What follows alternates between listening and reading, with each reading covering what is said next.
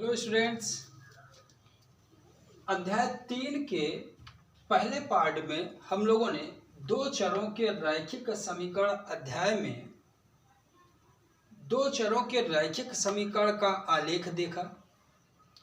आलेख द्वारा हल ज्ञात करने की विधि देखी और दो रैखिक समीकरणों के मानक रूप से तुलना करके a1 b1 c1 a2 b2 c2 का मान प्राप्त करके हम लोगों ने हलों की प्रकृति भी समझी। स्टूडेंट्स, आपने पहले समझा हुआ है कि अगर a1 by a2 is not equal to b1 by b2 मिले, जबकि जो इक्वेशन दिए हों वो इस रूप में हो,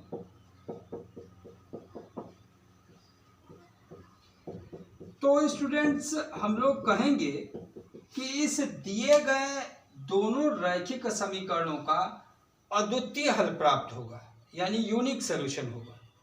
यानी दिए गए इक्वेशन में x और y का कोई एक मान प्राप्त होगा जो इन दोनों को संतुष्ट करेगा। ऐसे दशा में स्टूडेंट्स हम लोगों ने प्रतिच्छेदी रेखा भी कहा था, रेखाओं की प्रकृति बताई थी कि ये रेखाओं का अगर आलेख खींचें तो रेखाएं प्रतिच्छेदी होंगी, अर्थात एक उभयनिष्ठ बिंदु से होकर जाएंगी। दूसरे चरण में स्टूडेंट्स हम लोगों ने देखा कि यदि a1 बाई a2 बराबर b1 बाई b2 आ जाए, या तो बराबर नहीं आएगा या तो बराबर आएगा। अगर बराबर आया स्टूडेंट्स तो हमने फिर देखा तीसरा c1 बाई c2 के। अगर ये दोनों बराबर आए परंतु ये बराबर नहीं आया तो कहेंगे स्टूडेंट्स नो सॉल्यूशन, यानी कि कोई हल नहीं।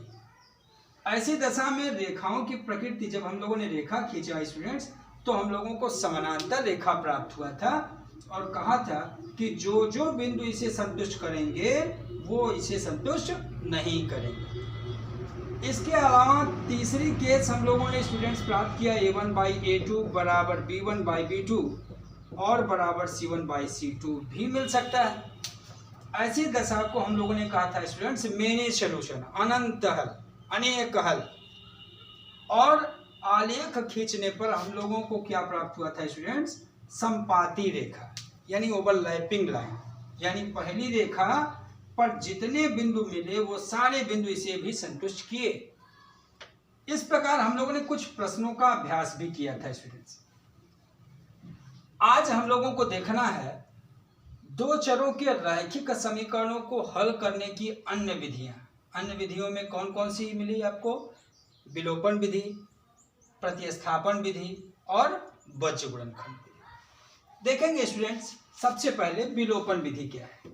विलोपन तो अपने शाब्दिक विश्लेषण से ही बताता है आपको, विलुप्त करने वाली विधि है। स्टूडेंट्स, ऐसे प्रश्नों में हम लोग a1x plus b1y plus c1 बराबर 0 और a2x plus b2y plus c2 बराबर 0, अगर इस प्रकार के कोई दो रैखिक समीकरण दिए हों तो स्टूडेंट्स हम क्या करते हैं, आपको पता है यहाँ चर x और y ही हैं। a1 b1 c1 a2 b2 c2 क्या है स्टूडेंट्स? यहाँ अचर है, वास्तविक संख्या। अब हम किसी एक चर y अथवा x का विलोपन करते हैं। अपने 7th 8th में भी पढ़ा हुआ है स्टूडेंट्स। अगर हमको y का विलोपन करना है तो हम क्या करेंगे स्टूडेंट्स? इसमें b2 का मल्टीप्लाई कर देंगे, इसमें b1 का मल्टीप्लाई कर देंगे। ये भी b1 b2y हो जाएगा, ये भी b1 b2y हो जाएगा। दोनों के चिन्ह प्लस है, घटा देंगे, घटाने पर इसका चिन्ह बदलेगा, ये दोनों कट जाएंगे, x वाले का मान प्राप्त हो जाएगा और x का मान हम किसी समीकरण में रखकर y का मान भी निकाल लेंगे। स्टूडेंट्स, इस विधि का हम एक छोटा सा एग्जाम्पल लेते हैं। सपोज करिए 2x प्लस 3y बराबर 5 और x minus 2x minus Y is equal to 1 आ गया। अब ऐसे में इक्वेशन हमारे पास दो दिए हुए हैं स्टूडेंट्स। हम लोगों ने क्या किया, हमने कहा विलोपन विधि से हमको x y का मान निकालना है। अगर आप चाहो y को विलुप्त करना तो यहाँ 3y है, यहाँ भी 3 चाहिए। इसका गुणांक 1 है, आप चाहो तो 1 से गुणा करो, कोई फर्क नहीं पड़ता, सो इसमें गुणा करने की जरूरत नहीं है। यहाँ ऑलरेडी दोनों बराबर मिल गए स्टूडेंट्स, हम अंक बदल दें, चलिए आ जाए 3x हो गया, ये इसको 2y कर दिए। अब देखो स्टूडेंट्स, अब थोड़ा सा परिवर्तन दिखा आपको। अगर इन दोनों को बराबर करना है तो इसमें 2 से गुणा करना होगा, 2 3 6, इसमें 3 से गुणा करना होगा, 3 दूनी 6। आप इसे विलुप्त करना चाहोगे तो जस्ट उल्टा, इसमें 3 से गुणा करना होगा, इसमें 2 से गुणा करना होगा। स्टूडेंट्स, हम समीकरण 1 में चल रहे हैं 2 से गुणा करने। 2 से गुणा करोगे तो प्रत्येक पद में होगा, इसमें भी होगा, इसमें भी होगा, इसमें भी होगा। 2 दूनी 4x प्लस 2 3 6y बराबर 2 5 10। समीकरण नंबर हो गया 3। और समीकरण 2 में स्टूडेंट्स हम 3 से गुणा करते हैं। 3 3 का 9 माइनस 3 दूनी 6 और 3 एकम 3। स्टूडेंट्स, ये नया इक्वेशन प्राप्त हुआ। समीकरण 3 और 4 को अगर आप जोड़ दोगे स्टूडेंट्स तो ये दोनों कट जाएंगे। आपको लिखने का तरीका आपको एक बार बताया गया था इसके पहले भी। जोड़ने पर ये तो हम लोग ऐसे मौखिक समझ ले रहे हैं। 9 4 13x बराबर 13 हो गया। सो x की वैल्यू 13/13 यानी कि स्टूडेंट्स 1 आ गई। x का ये मान आप किसी इक्वेशन में यहाँ रखकर, यहाँ कहीं भी रखकर y का मान प्राप्त कर लेंगे। यहाँ रखेंगे तो आएगा 2 गुणे 1 प्लस 3y बराबर 5। ये बचा 3y बराबर 5 और 2 एकम 2 को इधर लाइए।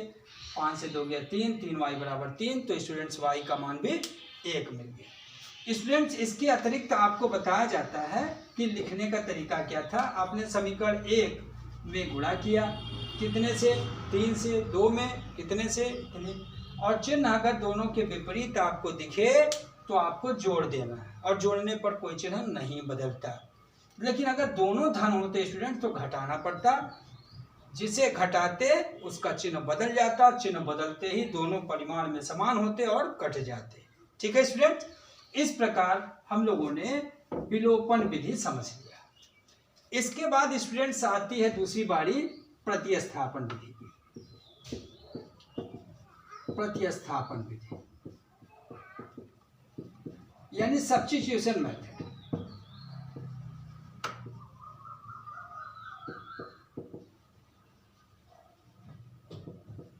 सब्स्टिट्यूशन मेथड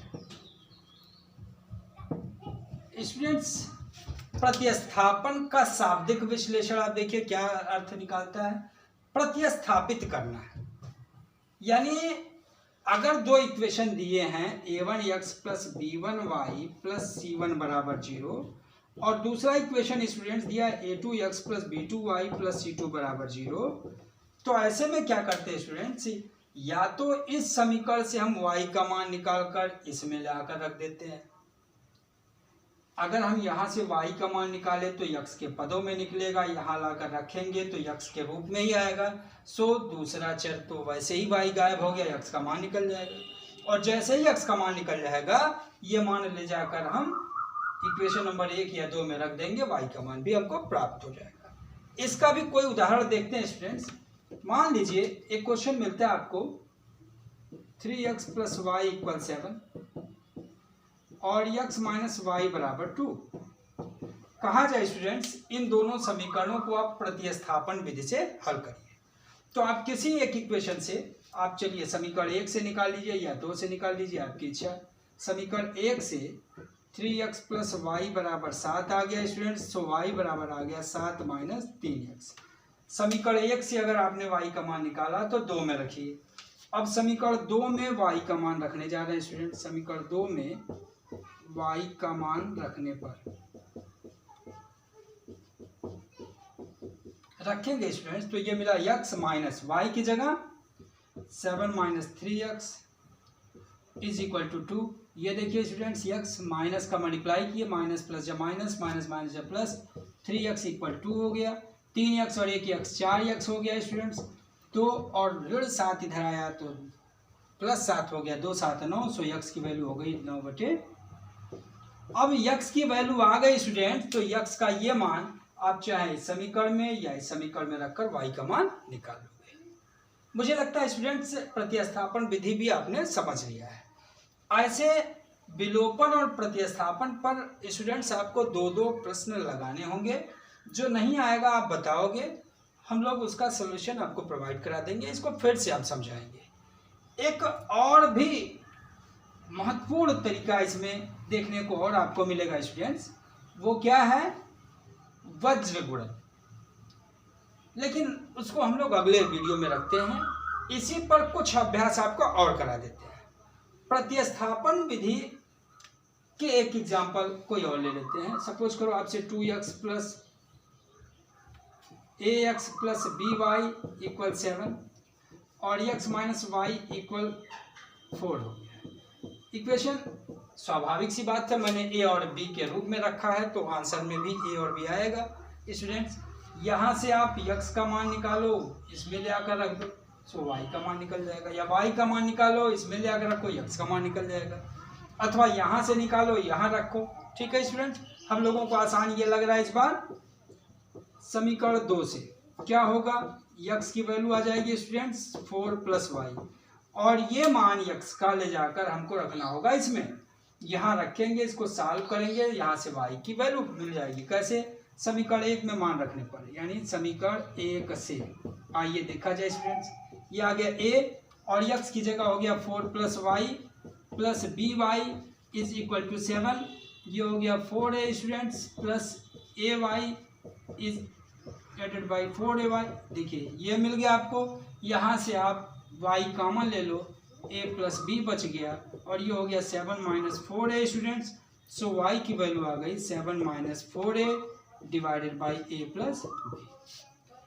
y का ये मान प्राप्त हो गया, y का ये मान आप समीकरण 2 में रखकर x का मान भी निकाल सकते हैं स्टूडेंट्स।